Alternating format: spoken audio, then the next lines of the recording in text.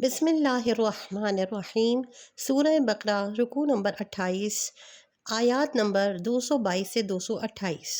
مختصر سا رکوع کی تفسیر سماعت کیجیے۔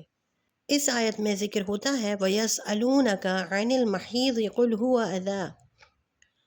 اس رکوع میں زیادہ تر عورتوں کے متعلق مسائل بیان ہوئے ہیں کہ ان کے مخصوص دنوں میں ان سے مباشرت جائز نہیں، طہارت کے بعد قربت جائز ہے۔ اور اس رکوع میں قسم اور ایلا کے احکام بھی بیان کیے گئے ہیں اور طلاق کی عدت کا بھی ذکر ہے۔ قسم کی اہمیت کا ذکر کیا گیا اور یہ کہ اللہ کے نام کو غلط قسم کھانے کا ذریعہ مت بناؤ۔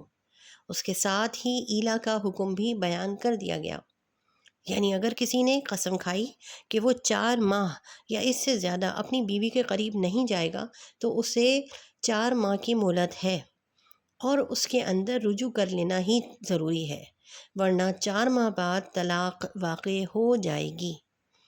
اگر 4 ماہ کے اندر رجوع کر لیا تو نکاح باقی رہے گا، لیکن قسم کا کفارہ بہرحال اس پر لازم ہوگا۔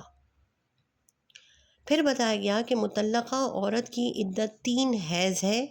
چونکہ وہ مطلقہ عورت جو حمل سے ہو تو اس کی عدت وضع حمل ہے، اس لیے حیض یا حمل کو چھپانے سے منع کیا گیا ہے۔ طلاق رجعی کی عدت میں شوہر کو رجوع کی اجازت ہے، بشرط یہ کہ اس رجوع سے بہتری مقصد ہو، عورت کو تنگ کرنے کی نیت نہ ہو۔ اور یہ بھی بتایا کہ عورتوں کے حقوق مردوں ہی کی طرح ہیں، البتہ اتنی بات ضرور ہے کہ مردوں کا ان کے مقابلے میں کچھ درجہ بڑھا ہوا ہے۔ یہاں پر اس رکوع کی تفسیر مکمل ہوتی ہے۔ اللہ تبارک و تعالیٰ اسے ہمارے لیے توشہ آخرت بنائے۔ اس چینل کو ضرور سبسکرائب کیجئے، کمنٹس کیجئے، اپنے کوشچنس پوچھئے اور مزید لوگوں تک اس کو فارورڈ کیجئے۔ صدقہ جاریہ کی نیت سے اپنی زندگی کو بھی ڈریم ڈیتھ کے لیے انویسٹ کیجئے اور دوسروں کی بھی۔